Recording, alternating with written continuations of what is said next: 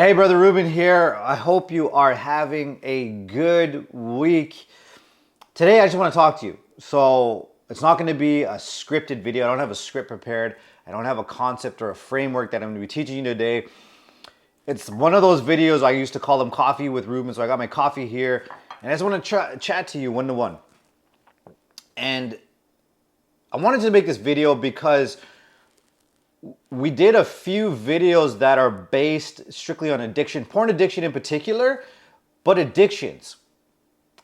And even though we made those videos, I just want to make this video as well to really bring your attention to something. The title of the video, Stop Blocking Your Potential.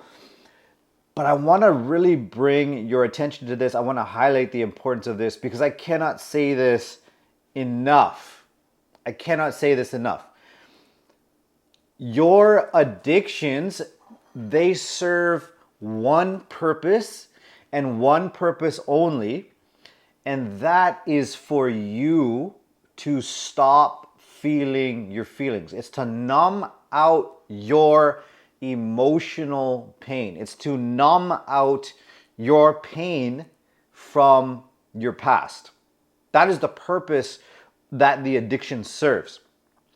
But in the process of numbing out that emotional pain, what it does is it also numbs out and it blocks your potential at the same time. Why? Because this is how life works. Is we all come into the world with these natural talents, these natural gifts, these gifts we were born to give. The gifts we're here on earth to do, the gifts that there's no other human being with this unique set of gifts to give. There's only one of us. There's only one of me. There's only one of you.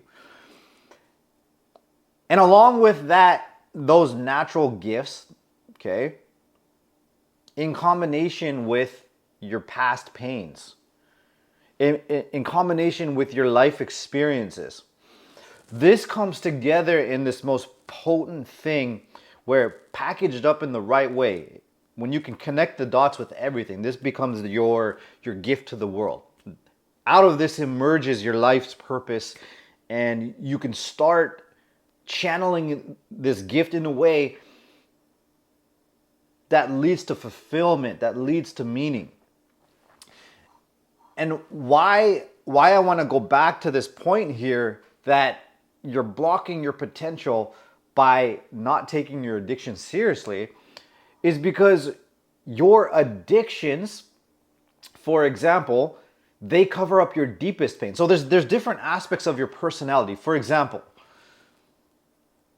let's say people pleasing, dissociation, these different defense mechanisms that you've developed along the way. They also develop pain, they also cover up pain.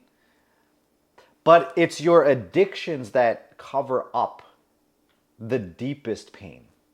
Your absolute deepest pains of your life are covered up by your addictions.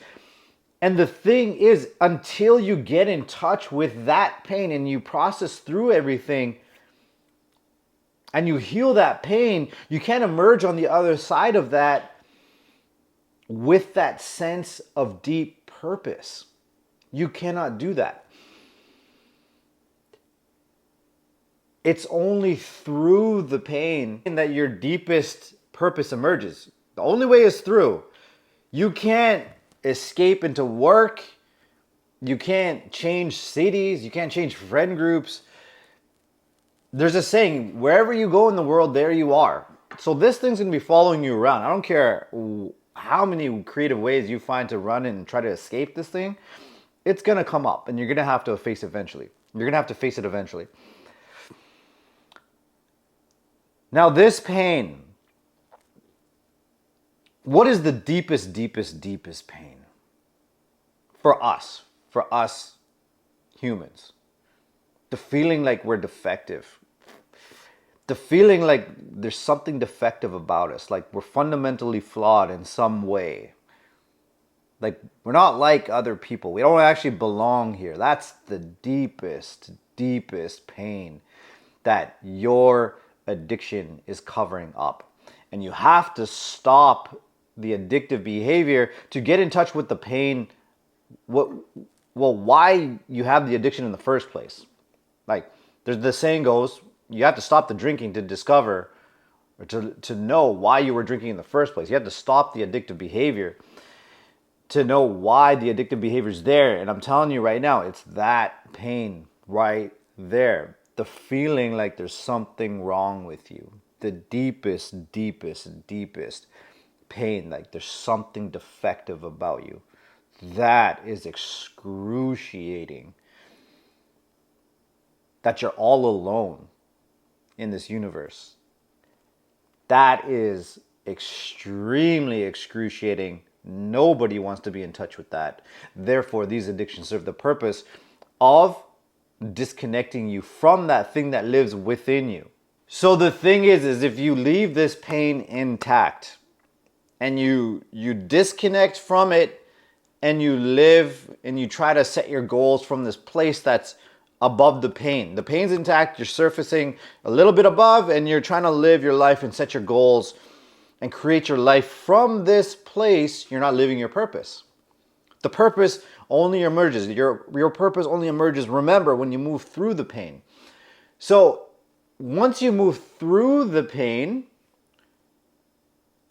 and you start living your purpose, your goals and your desires and everything you want out of life are going to shift. The relationships you have that are going to change. Your goals are going to shift. What you find meaning in, what you're attracted to, it's all going to change. Now, I'll give you an example here.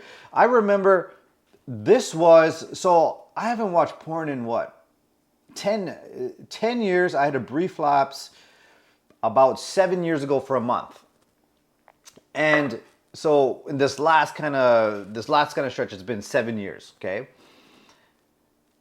And I remember at the beginning, I went and saw a therapist and she said, hey, no sex, no porn, nothing for 3 months. I think it was 3 months or 6 months, something like that. And I remember I got this crazy striving brain. So I was like, you know what? I'm going to beat that. I'm going to take this to a whole new level. And I remember I went 14 months or something like that. I went well over a year and I took it too far. It was way too far. It wasn't necessary, to say the least. But anyway, back to my point here. I remember at that point, here's what I'm trying to get at. When I say you're blocking your potential, you're blocking your true success. And more importantly, when you don't enter and move through the pain, you will let the world define what success is for you. You won't define your own success, which emerges out of being in touch with your purpose. So over here, I'm going to give you an example. Is during that time, porn use, I was at that time trying to be like a jiu-jitsu world champion. I remember I had been training for a decade. And I was already old. I was in my 30s, I remember. And I was like, had these goals. I was going to go to the Pan American and World Championships. I'm going to get these gold medals as a Masters. And then I was like gunning. I was like, I don't care. I'm going to go in the adult division. I'm going to go after the young guys. And you could see I was just like, you know what? I'm doing the visualizations. I'm putting myself on that first place pedestal, and then I'm going to be able to teach others and give back. And I had all of these dreams, crazy dreams about jiu-jitsu, right? And I remember my therapist when she said, hey, 3 to 6 months, no porn, no masturbation, no self-pleasure, just get off of it. And I remember it was about the second or the third week. And yeah, I had to go through the initial, obviously the withdrawal, like just trying to stay sane for the first little bit. Like, geez, like fighting off the cravings, like couldn't function, couldn't sleep, couldn't concentrate, couldn't focus. And just trying to fight it to make it through the mornings. Okay, I made it through the morning. Geez, like, ugh. How am I going to make it through the afternoon? Got to make it through the afternoon. Ah, jeez, okay. Like it was, the minutes felt like hours. So I made it through the third week. I can't remember if it was the second or the third week. Right after that initial kind of withdrawal phase where you're going through the insane withdrawals, I remember I started experiencing insane anger, just so much anger. And I started to realize, remember what I was saying, the reason why the addiction's there in the first place. Extreme anger. I started having panic attacks. I started having all these things. Why? Because there were all these wounds that were coming up. Mother wound, father wound, all of these experiences of racism as well. That was a huge part of what I experienced and what the addiction was covering up. And also, with social anxiety and self-esteem, those were massive things that led to those really severe, deep wounds that I was carrying around. And it just blew my mind. It blew my mind. I had no idea how much denial I was in. I was hanging out with the wrong friends. I was chasing the wrong goals. I couldn't believe how much my life needed to change. And the only way to do that was by stopping the addiction. Stop avoiding my feelings. I had to allow space and time for those feelings to emerge, that pain to emerge, for me to get in touch with it. Now, obviously, the mother wound, the father wound, all of these different things, it's led to my deepest gift. It's led to this YouTube channel. This YouTube channel would not exist, right? You're watching these videos, and I hope you're getting so much help. I hope you feel like you're getting so much support. I hope you're feeling so understood as a result of watching these videos. But the start of it, brother, is it had to start with me stopping the addictive behavior to get to the underlying reasoning or the underlying pain that was driving the addictive behavior. This is one of the things. This is one of the gifts that emerged out of it. This is how my purpose of helping you with social anxiety, self-esteem, these different issues, the mother wound, the father wound, the community wound, the school system wound, that couldn't have been possible until I allowed the pain to emerge. Because when the pain started to emerge and I lost my crutch of dealing with it, jiu-jitsu was one of them. That was one escape. So when I lost the crutches, the porn, didn't have the jiu-jitsu, didn't have all of these different things, I had to learn to channel this pain, feel through it. I had to learn the tools to be able to process through the pain. I had to learn the tools. I had to get the mentorship. I had to get everything restructured in a way that allowed me to process through that pain and then channel it in a different way. Okay? So here we can see, here's a good example of my potential not being realized until I got in touch with that pain. Think about it. I was trying to be a masters jiu-jitsu world champion. It's crazy. It's like such a meaningless goal. It's like just trying to be somebody, to prove to somebody that I could be somebody. And once I was able to get in touch with the pain, the desire to be somebody in this way, it just dropped. I had zero desire. Absolutely zero desire to keep training. 14 years of training gone just like that because I sobered up. Because I didn't feel the need to prove who I am anymore. I remember I had a mentor at the time, and very, very extremely powerful individual. He was mentoring me with the addiction thing. And he's head of one of the most powerful corporations in the world. Incredible. I love this guy so much. He's a very near and dear soul to me. And he was saying, he was kind of questioning me on the whole jiu-jitsu thing. I was like, I don't want to stop, and like I got all this respect in the gym, and I've worked my butt off. I've gotten to a certain level, and I don't want to give all that up. And I'm like, one of the best guys, and da da da da da. And then he said to me, he's like, yeah, but he's like, I don't think anyone cares, man. He's like, when I picture myself at my funeral, it's like the only thing people care about is, was I a good dad? Was I a good husband? Was I a good friend? Was I a giving, caring human being? And this guy had all the success. He had all the success, and this is the advice he was giving me. And it really hit me. He's like, so I don't know, man. He's like,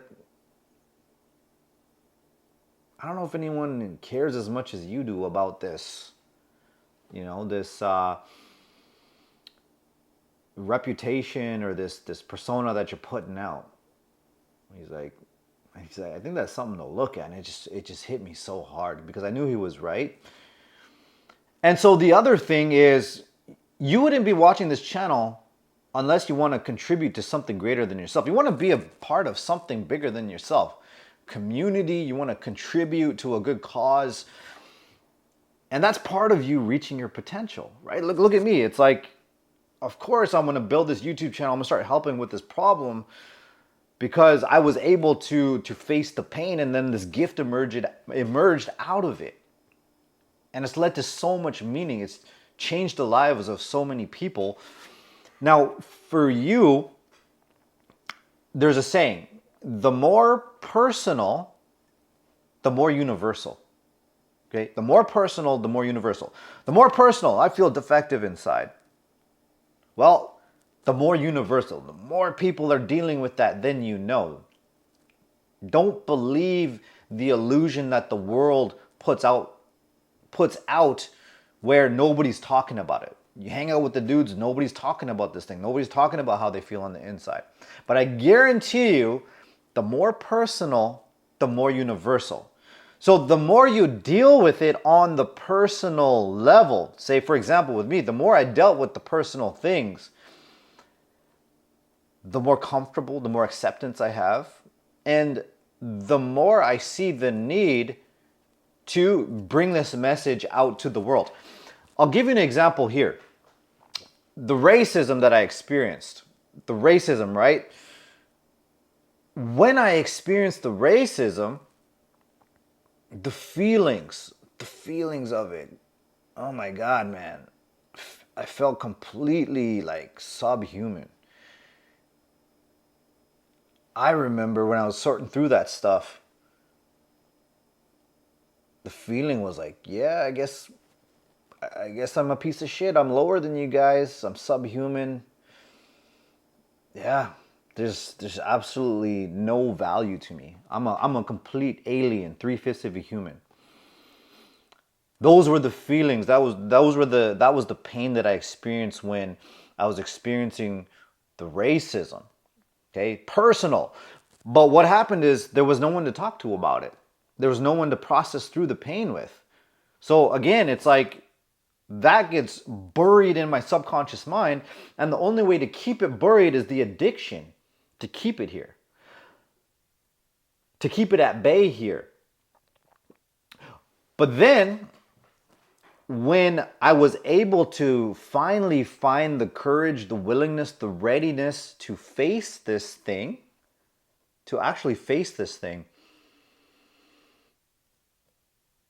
what I realized, so I'll give you a bit of a background, is my family is from Fiji. So we were taken over as slaves from India to Fiji.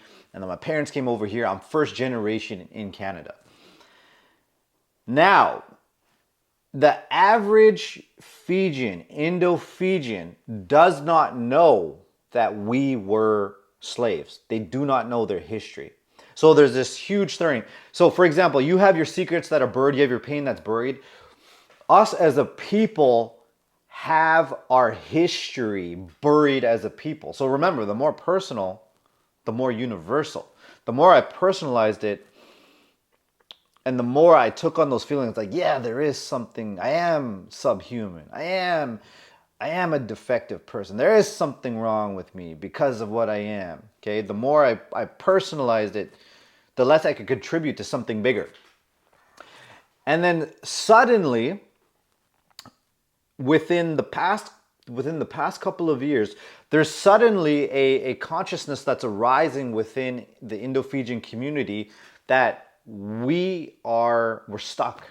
We're not moving. We're not progressing like the other ethnic groups in the world, especially here in Canada. I've heard it from my friends in New Zealand, Australia. It's the same kind of feeling. But more specifically, with my experience here, there's this collective thing going on in the air where people are now willing to take a look at the fact that we're not progressing. Why are we not progressing? Because there's this buried history. So for example, same for you, right?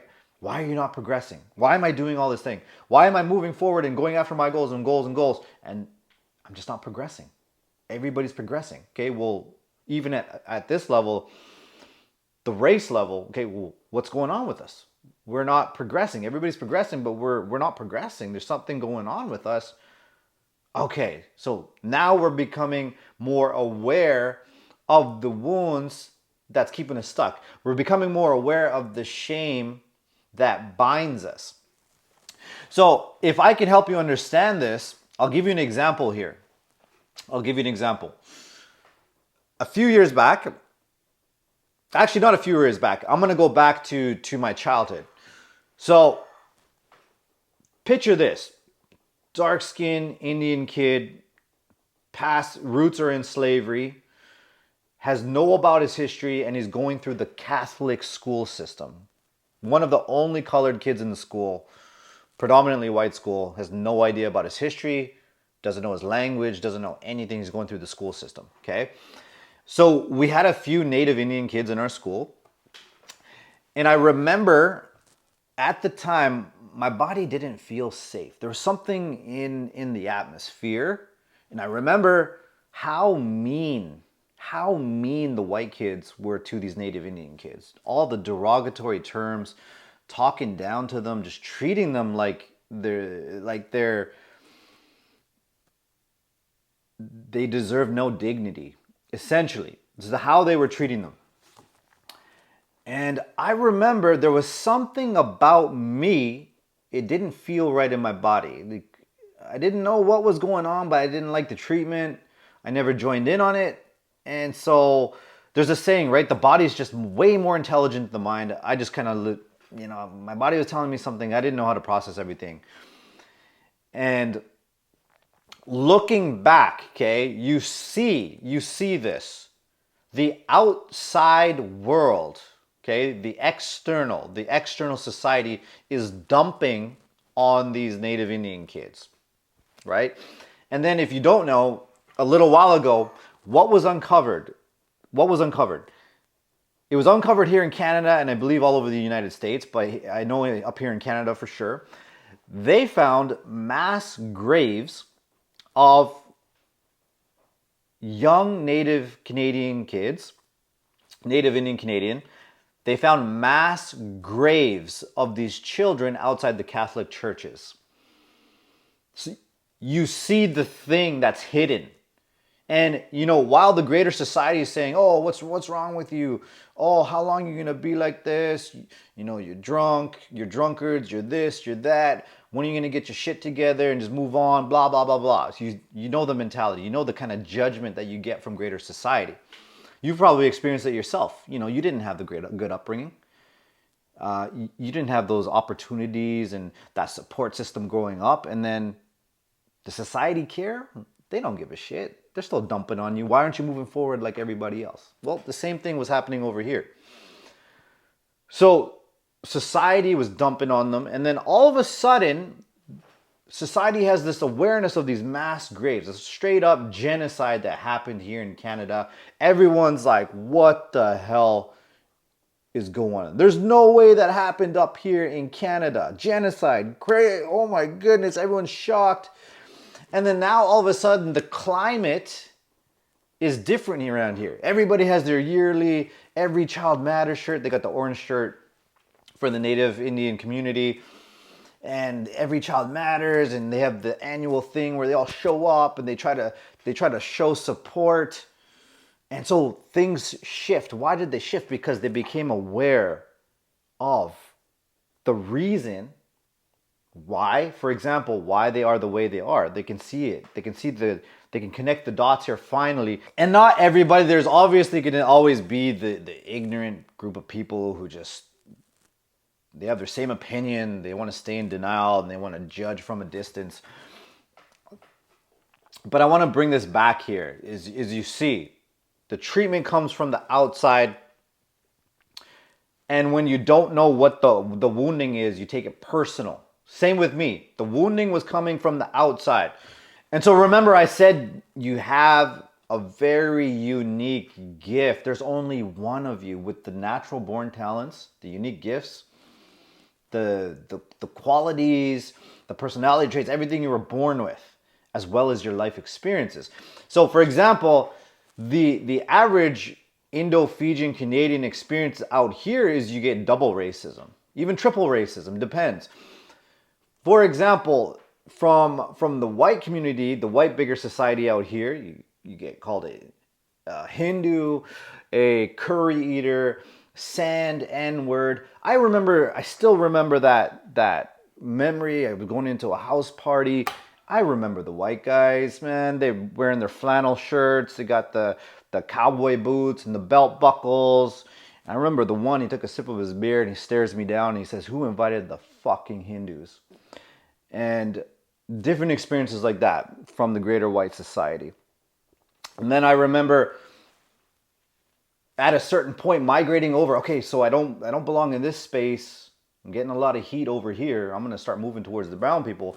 But then I didn't realize, and again, this is the confusion that Indo-Fijian people live with, is they feel like they're going to be safe over here. But then within the greater Indian society over here, the more dominant Indian society, which is Punjabi people, is they have a whole caste system over here, and you're positioned right at the bottom. So over here, it's called dirty Fijian, N-word, slave. I remember my dad came home pissed off one day, and I was like, "How come you're so mad?" And he says, there's this Indian guy in the grocery store, and he said, "Fijians are so low, they're not even on the caste system." Okay, so this is just to give you an experience or to give you some context for how unique this experience is. It's painful. I'm not saying, I'm not talking about this lightly, but I've just done so much work on it that I can talk about it in this way. It's a very unique experience, and a very unique gift emerges out of it. So now what's happened is, within our community, is we had a remembrance day just this past in May on the 14th. We had a remembrance day, and last year was the first one where for the first time, okay, we're just 100 years out of slavery, but for the first time, we took a day as a community to acknowledge our ancestors and the horrific experiences that they went through during slavery. For the first time, we're coming to terms with this.